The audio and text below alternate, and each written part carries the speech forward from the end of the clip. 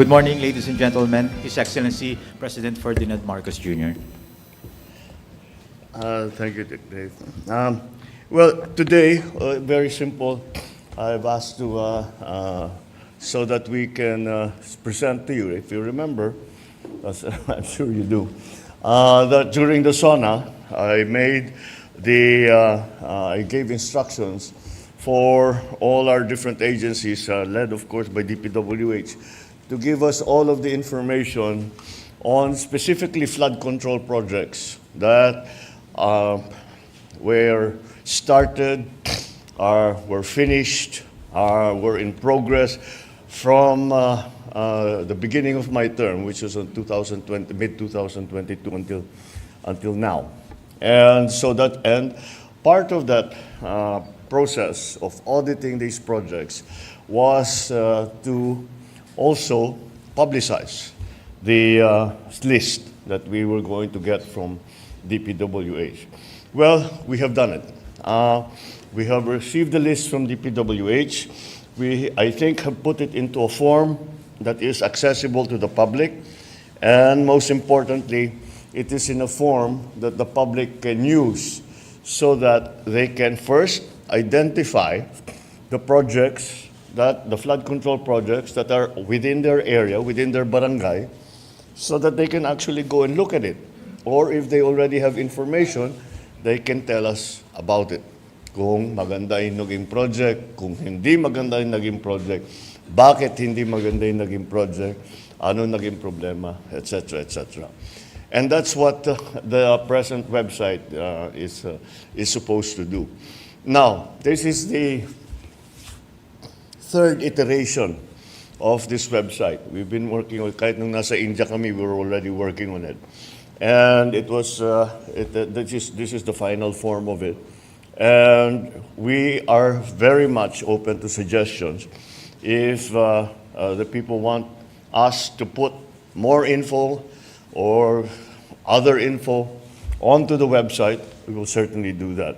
But to begin with, we have I think there will be a video later on to show very simply how the website is being used. I was asked if, again, this is something that everybody can use, and I'm confident that the way that we have done it is very accessible to people. Before we get to this point, can we do the video first? Can we hang on to this? Wait. Let's start from the beginning. Let's start from the beginning, please. Yeah, okay, let's do that. O sige, gawin na natin yan.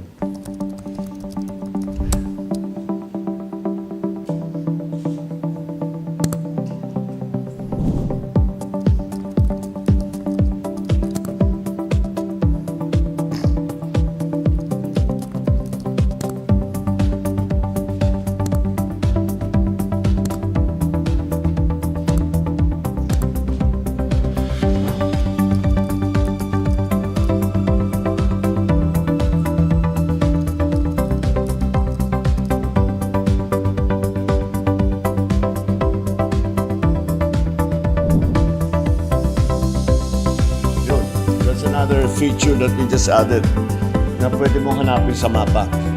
And then, beyond that, this is the street map. Pero maraming overlay yan. May overlay pa yan na satellite picture.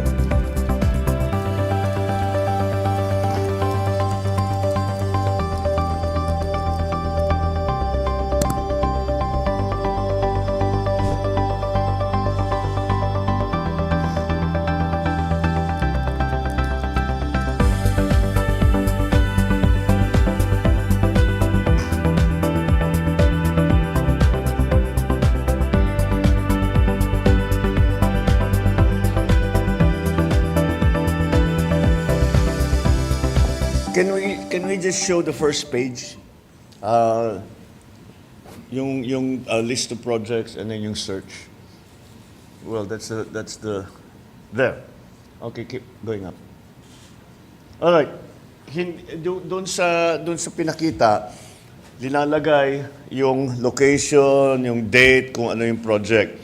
you don't need to have all of those details. All the public has to do, para ang ginawa ko, sabi ko, kasi nung unang namin natanggap ito, it was map coordinates. So sabi namin, hindi pwede. So we translated the map coordinates down to the barangay level. So ang kailangan lang ipasok ng kahit sino, buksan yung website para makita, tiga barangay 1, 2, 3 ako. Tama. Yun, ilagay lang, ayan, barangay Tabaco. And they can search all of the projects that are in their area. So kung alam na nila, pwede na sila magsabi maganda naman. Pwede sila magsabi hindi maganda ang naging project. And so those are we just try to keep it as simple as possible so that people can just put yan lang naman basta barangay lang, tama na yun. Kasi yung isa may listahan pa where, when, that's not necessary. If alam ninyo, di gamitin nyo. Pero kung hindi necessary na ganun, ito na lang. Basta lagay nyo yung barangay ninyo at lalabas na lahat ng flood control project. Maybe there are certain already initial findings that we have made during the ongoing investigation that we have initiated since the SONA. And I think it is interesting for people to look into so that it can be a guide as to where maybe the problems have arisen. And these are key findings on flood control projects. Can we put that up? Yeah. These are basic data lang ito. Next page, yeah. The total cost of all of the projects since July 2022 until today is 545 billion pesos. I don't know about you, but that is a very big number by any measure. That is an enormous number. Let's keep going. Another observation is that there are 6,021 projects worth more than 350 billion that do not specify the exact type of flood control that is being built. Then, many projects also in different locations have exactly the same contract cost. I think anybody who works in either the private sector or the public sector, pag sinabi, may 50 project, pare-pareho, 150 million lahat. Pare-pareho lahat. Imposible yan. It is impossible for one barangay, even if they are the next barangay, to have the exact same project to the exact same amount with the exact same contractor. Imposible yan. And that is why that is a significant finding already that we have made. Now, can we keep going, please? What's in there? So, we looked at the regions, kung saan ang pinakamarami. And this is what came out.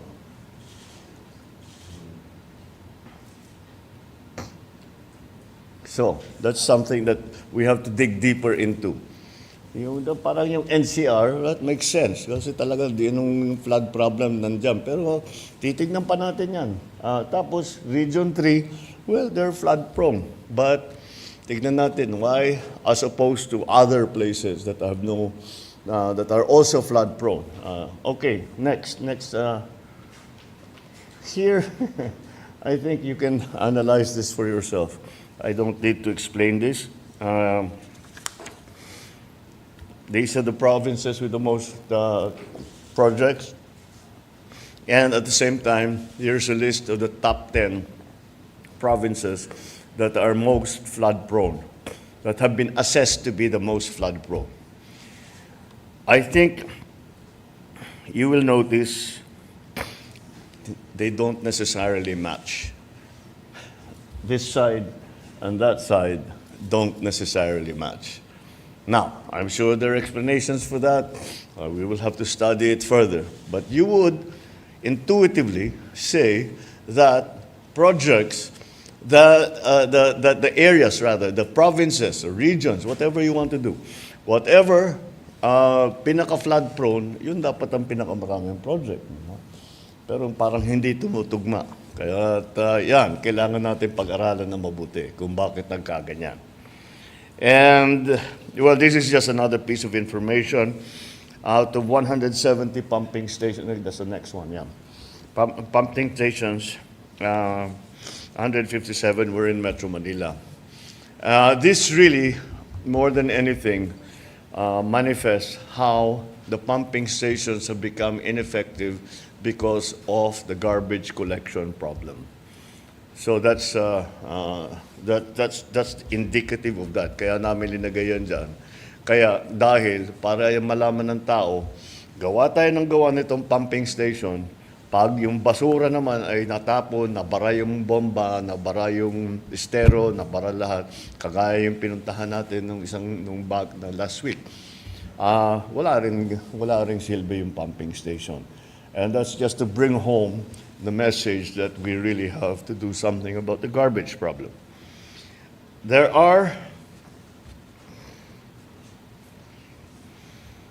let's see, yeah, this is, all over there are 2,409 contracting entities, which is understandable. Kasi sa local, ganyan talaga yan eh. May AA, AAA, yun lang ang pwede niyong gamitin. And pag yung maliliit na project, the local can do it already. So that's not, just to show paano yung nagkahatian. However, this is another disturbing assessment statistic. 20% of the entire 545 billion budget napunta lang sa 15 na contractor. Sa 15 na contractor na yan, 5 sa kanila ay may kontrata sa buong Pilipinas. Keep going. Yeah, with the flood. Ito na yung listahan. And this is what I was talking about. 5 of these 15 contracts have projects in almost all regions nationwide. Ang justification sa pagpili ng kontratista ay para sasabihin, pagbigyan naman natin yung local. Di ba? Para naman yung mga maliliit na contractor, may trabaho naman sila. At mas mabilis kasi kung local. Kausap mo yung tao eh. Again, my experience as governor is that as much as possible, we try to do it by local.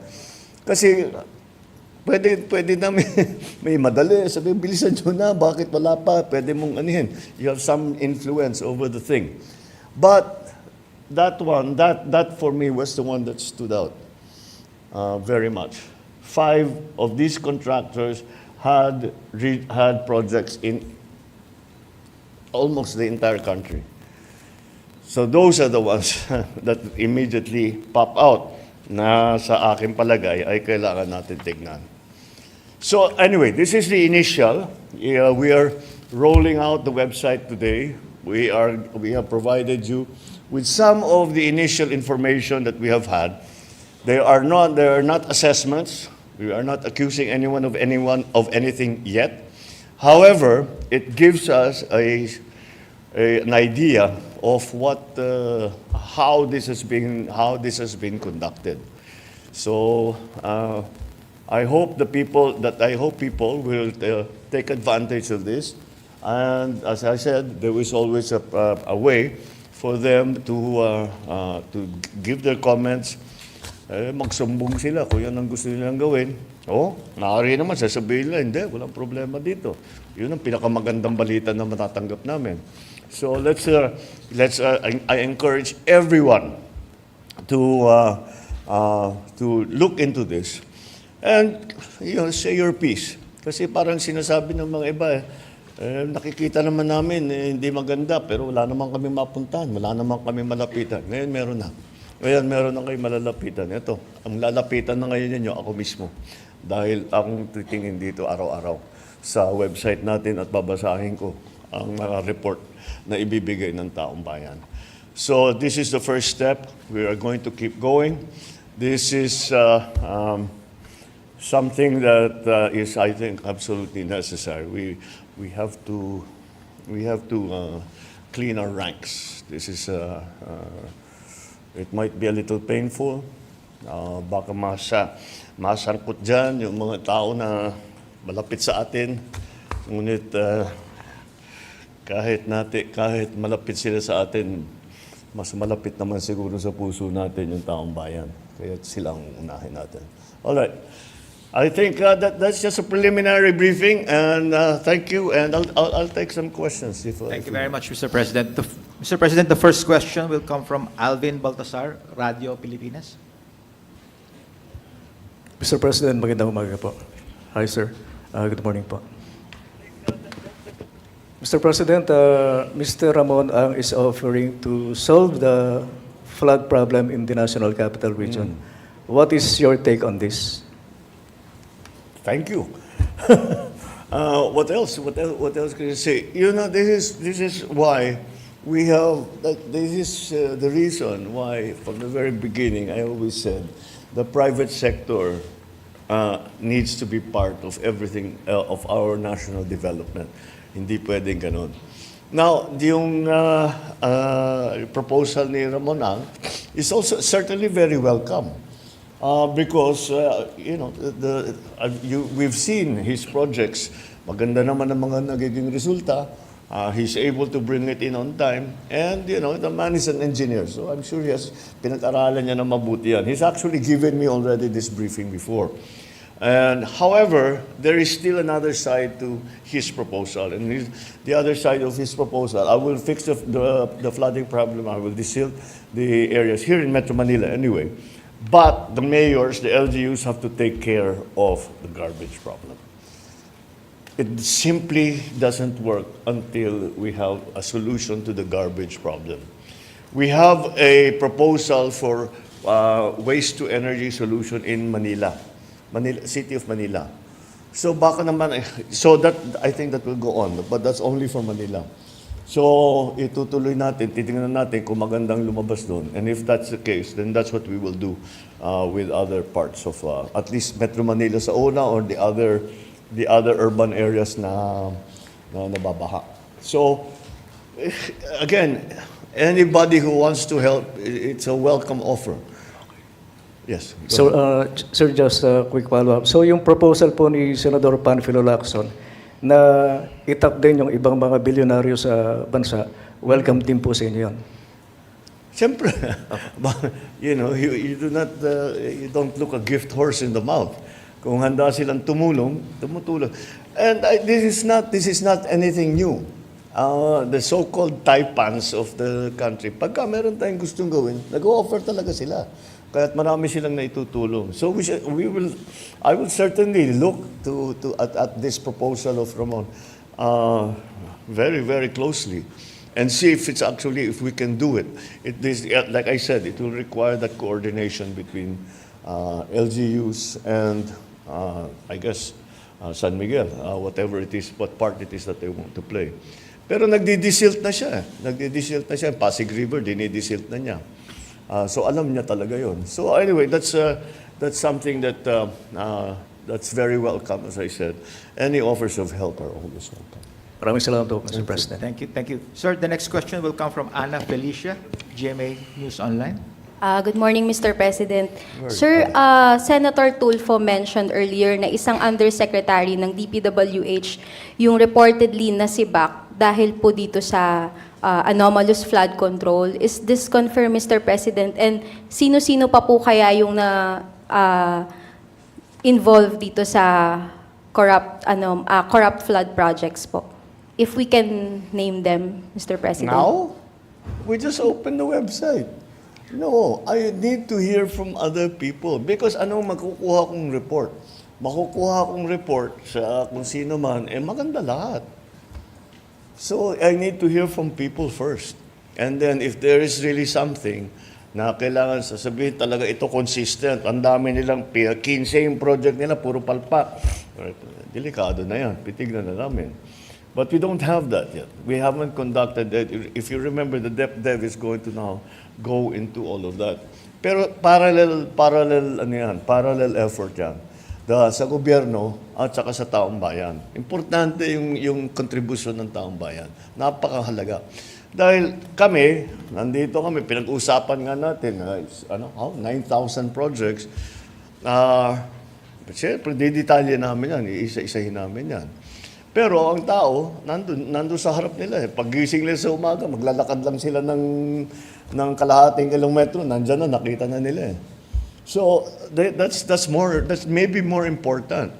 Kaya we have encouraged the way we put the website together, kahit may picture, may video, i-upload ninyo sa amin para makita namin. Kasi meron kaming yung mga malalaking analysis, yung mga satellite nga, pati yung mga report. Pero iba na rin yung nakikita mo, sasabihin mo, dito nasira dito pumasok yung tubig. Nung bumigay ito, wala na, binaha na kami lahat. So, that's why we are encouraging to go, we are asking people to help us and to help themselves. Dahil kung maayos natin ito, hindi na sila babahin, or at least not as badly as they are now. Sir, quick follow-up lang po. Doon po sa 15 contractors na nakita natin, meron po bang link sa mga government officials, especially po sa mga congressmen na nakaupo, sir? Wala na ba talaga tayong investigative journalist ngayon dito sa Pilipinas? Trabaho niya yan. Look it up. We are going to look at it also. But it will be premature for me to name names, etc., until we really know what's going on. But, go out there. Tignan ninyo. Talk to the people. We need to hear from everyone. And that's I think something that we can all play a part in.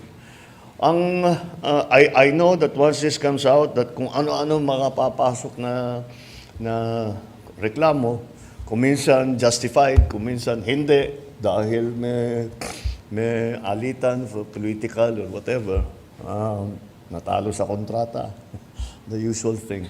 But we'll still go through every single one, and we still have to see what really is credible, and what needs to be acted upon. So let's also be fair to everyone, and not say, ito si ganito, ito si ganyan, tanggal ka sa trabaho, unless we have a good idea of what went wrong. Thank you, sir. Thank you. Thank you, sir. The next question from Evelyn Quiros from Filipino Mirror. Good morning, Mr. Good morning. President.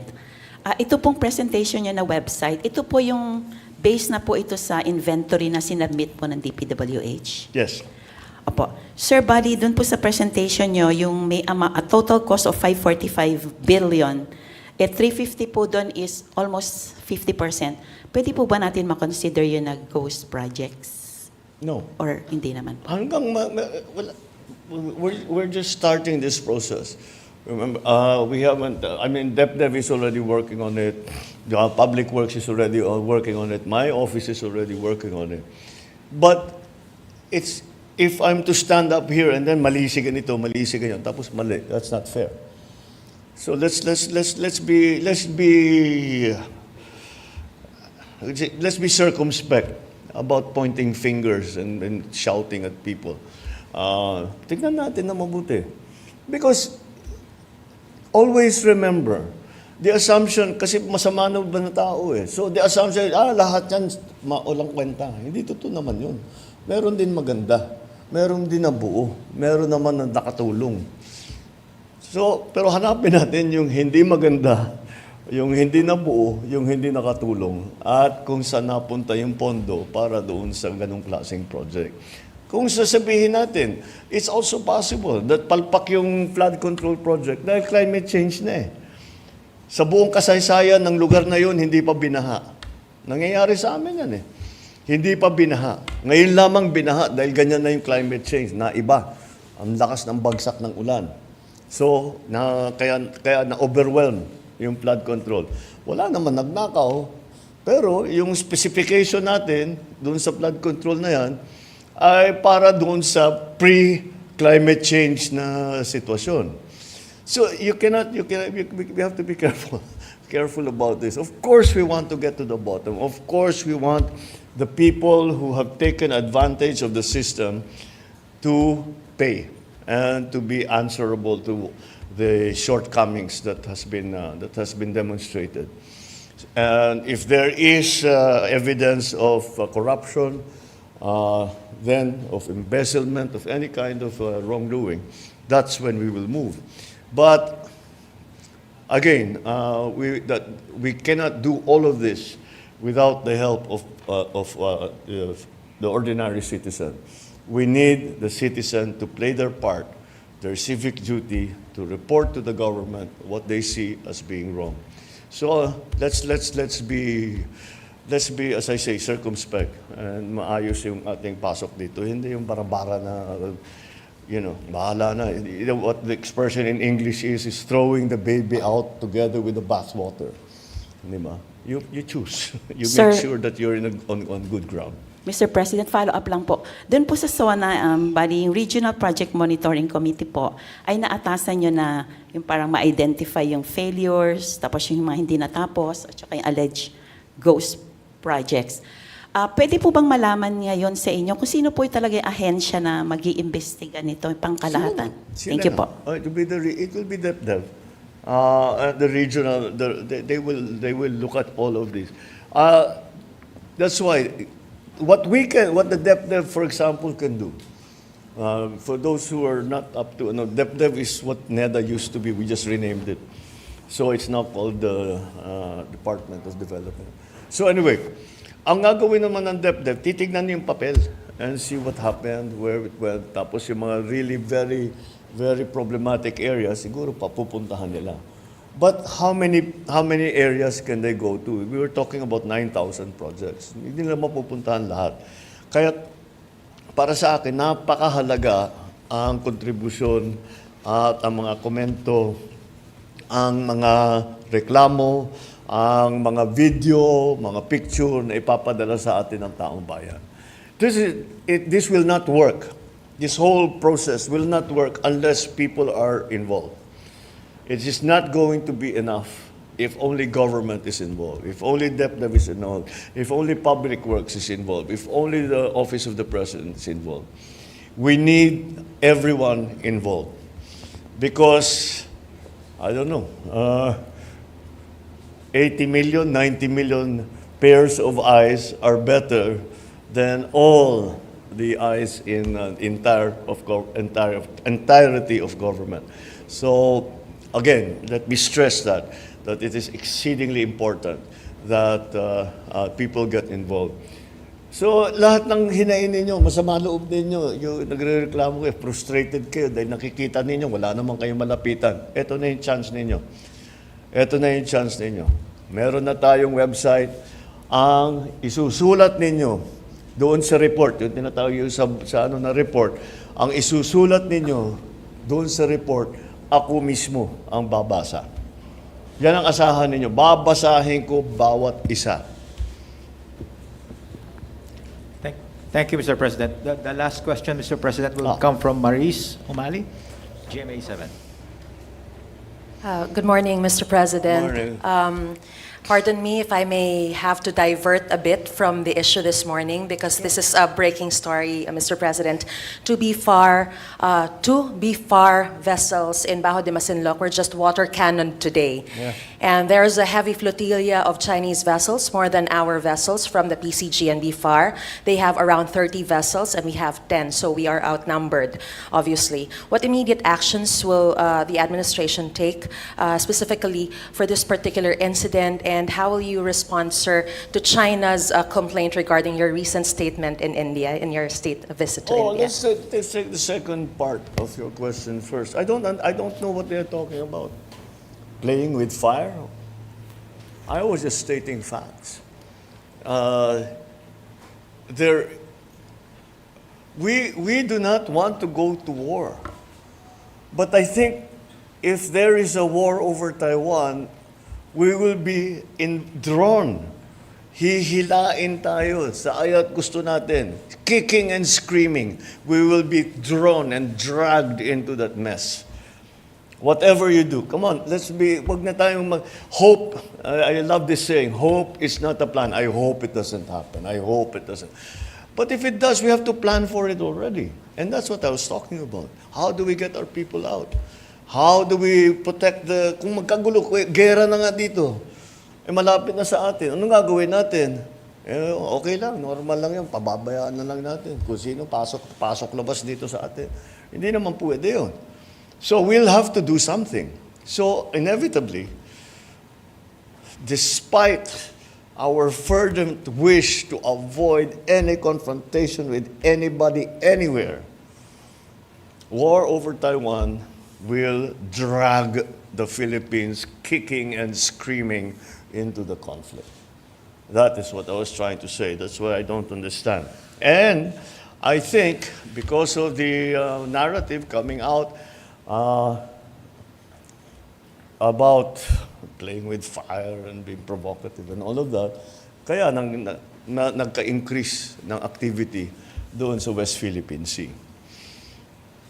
What special instructions I have? We don't have any special instructions. Sanay na tayo rito.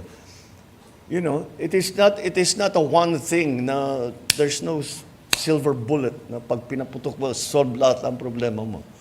What will happen here is we will continue to be present. We will continue to defend our territory. We will continue to exercise our sovereign rights. And despite any opposition from anyone, we will continue to do that, as we have done in the past 3 years. Now, we do not intensify our operations, we just respond. Hindi naman tayo aggressive eh. Ano lang tayo, dumidepensa lang tayo eh. So that's the situation there. Unfortunately, we are, I think, for propaganda purposes, misinterpreted. But the Philippines is not. We are constant in our defense of the territory, of the state, of the population of the Republic of the Philippines. Ganun lang ang trabaho namin. Ganun lang ang aming gagawin. Wala tayong interes na pasukin kahit sino, na puntahan na kahit sino, sugurin kahit sino. Wala tayong ka-interes dyan.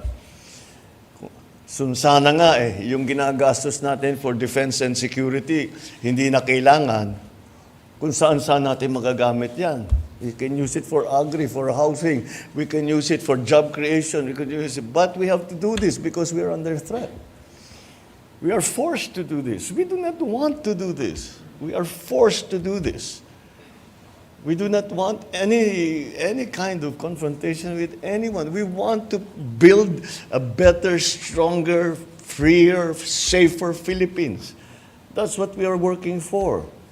This kind of confrontation does not build a stronger, better Philippines. All it does is continue to defend our country. So Sir, that's I'm a little bit perplexed why it would be characterized as such, as playing with fire. Sir, so right now, our vessels there in Bajo de Masinloc will not be instructed to back out. We will just continue to stay there We at have this never point. instructed any of our vessels All to right. back out. Thank you, sir. Never. But we have to always, when we do not back out because natakot tayo, umatras tayo. Alam mo, I don't know about other places, pero dito sa gobyernong ito, hindi tayo umaatras sa laban. We are brave. Filipinos are brave. But we do not. Sinong Pinoy na gusto magkagera? Sino? Kahit maganap ka para sa akin, kahit isa. Kahit yung sundalo, kahit yung Coast Guard, ayaw nila ng gulo. So, no. But at the same time, we have a duty to perform. And that is to defend the country. So no, we never back down. We always continue to do. Our uniformed personnel, the Navy, the Coast Guard, the Army, the Marines, all of them, the Air Force, all of them are pledged. They took an oath. And they're just doing their duty, they're performing their mission, defend the Philippines. Yun lang naman ang ginagawa nila. And we will not stop doing it. We will not stop doing it. We will stop doing it when the threats stop. Tigil na yung mga threat, we can all sit more safely at home and mas magiging magaan ang kalooban natin kapag ganun ang sitwasyon. Okay? Thank you very much, Mr. President. All right, That maraming- concludes our press conference this morning. Thank you very much, ladies and gentlemen. Maraming salamat. Salamat, salamat. Thank you.